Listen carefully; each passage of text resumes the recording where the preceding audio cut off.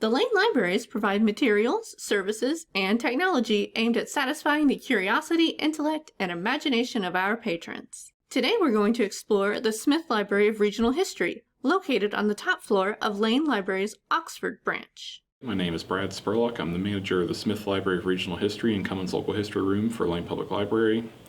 I'm a certified archivist and completed a MLIS in archiving and special collections. So you have been at Hamilton in the Cummins Room, and now you are the branch manager of Smith Library. So what are some things at Smith that you don't have in the Cummins Room at Hamilton? Well, there is a lot of overlap, but there's a lot more material at Smith Library than there is at the Cummins Room, but also different material. So the Smith Library of Regional History covers Butler County and then all of the counties in Ohio that touch Butler County, generally speaking. So it has a little bit of a wider geographic scope, whereas the Cummins Room does have materials on those areas, but it also is primarily set up for Butler County and the city of Hamilton. Smith Library has a lot of information on the city of Oxford, but also Smith Library has an archive and manuscript collection, which is not something that the Cummins Room has extensively. There's a few archives there, but not to the scale of what's at the Smith Library. So do you take donations from people? We do. A lot of the materials that are accessioned into Smith Library are donations. We get stuff from the Oxford Friends of the Library. We get stuff just from private donors. And then also we do get some new order materials. You know, if there's new books that come out on something that's within the scope of our collection, then we usually get those also. What is your favorite part of your job?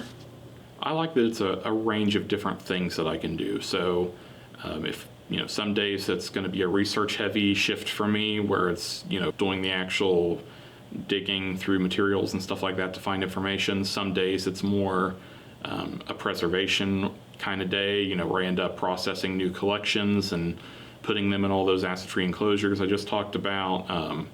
Some days it's doing networking things, which I do a lot of, you know, going to events held by local institutions that are related to history, local history, and things like that. So I like the variation of the job. Do you have common requests that you get asked a lot from patrons? We have recently done a lot of work with Oxford Black History. We worked on a project with that with Miami University during their last academic semester, and that is a frequently accessed series of collections by the public. We also have just, you know, had a lot of Oxford history in general, Butler County in general, but always the thing that people ask about the most is genealogy. They always want to know about their family history. We do, you know, deep dives on Ancestry.com and Family Search and some of our other databases like Newspaper Archive and things like that, Fold3, to find information for patrons. And we do offer a free service where if somebody submits a request to us, we will research it and put together a digital file and email that to them with all the information that we've located on whatever they're requesting. And that could be for genealogy or local history or property research or anything like that. Off the top of your head, do you know, can you think of just like the most interesting request you've gotten? Interesting? Or funny? Funny? Well, I once had to do a property history on a fence post. On a fence post? Yes. Well, the fence post was actually in Hamilton, and it's part of what is now the Spooky Nook development. And there was a question about, was the fence post original to the Champion office building that still stands on the site or not? If so, it would fall under the preservation guidelines. So we were able to determine through finding newspaper articles describing the development and construction of the Champion office building and through photographic evidence that that fence post was in fact original to the building, and it still stands today, probably because of the information we conveyed. If you're enjoying this video, don't forget to drop us a like or hit the subscribe button. You can also give us a shout out on Facebook. If you're interested in learning more about our services and programs, come and visit us at www.smith.org. www.lanepl.org. What are some really cool features about this library that you really like? Well, we have humidity-controlled archives room that's necessary for maintaining the preservation of the materials that are held there. Basically, we want to try to avoid temperature variation because that can create a poor climate for materials to survive over a long period of time. So we have that. We also have a fire suppression system in place that will allow for the collection to not be harmed in the event that it discharges. Can you talk a bit about how you preserve materials here? We do a lot of preservation work with the Smith Library collection. Part of that entails doing archival arrangement and description on everything, and then also making sure that it's properly housed in acid-free and lignin-free materials. So the arrangement and description would be putting it in order, assigning it a unique identifier number, making sure it's cataloged and it's something that we can find easily to use for reference work.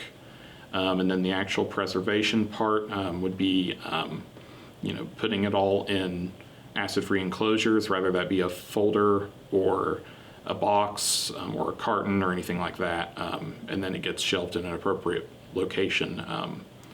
And once it has all those enclosures and all the acid-free materials, separating all the materials from touching each other, generally speaking, and having outside sources touch them, then they should last for a long period of time without deteriorating. In most cases. Sometimes the materials themselves are made of material that will become acidic over time, so they kind of self-destruct. But there's other things that you can do to try to delay that.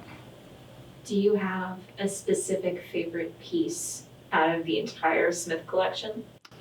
People ask me that all the time, and I always say that the 1836 map is probably my favorite. And that's because that is one of the most useful materials we have in there. It's also one of the few copies of that map that survives that's original, and it was originally done by a guy named James McBride that was kind of a Renaissance man, if you will. He was a local politician, he was an archaeologist, he was a cartographer, he mapped out all of the original Native American burial sites that were in Butler County, and did a whole bunch of other stuff like that, so I think that's pretty cool. What kinds of programs do you have coming up? I have 3 scheduled for winter. On December the 9th, there's going to be a program on the combat history of Oxford in World War II here at the Oxford Lane Library. And that's going to be in commemoration of the 80th anniversary of Pearl Harbor attack. But we're not going to be talking about Oxford in World War II. We're going to talk about people from Oxford that fought in World War II.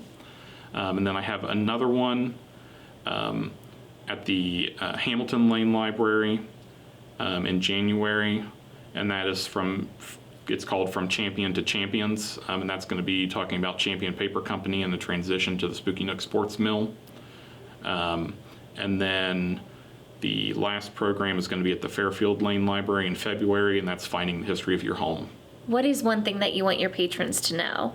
I would say just to let us know if they need assistance with anything that's related to local history. Really history in general, because even if it's something they need from somewhere that's not local, or if they need information that's not necessarily local history related, a lot of times either we can find access to some kind of material that will answer their question, or we'll be able to find the proper institution to refer them to.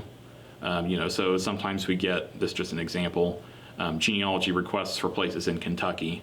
A lot of Kentucky records are not digital, so we can track down the local historical society or county archives or something like that and refer the patrons down to the appropriate place. So we basically say, we don't have the information we need to answer your question, but these are the people that probably do have the information that you might need access to.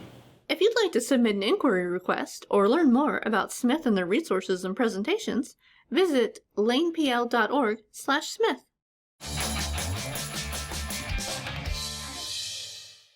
If you would like to learn more about any Lane Library's locations, come and visit us. We would be happy to see you.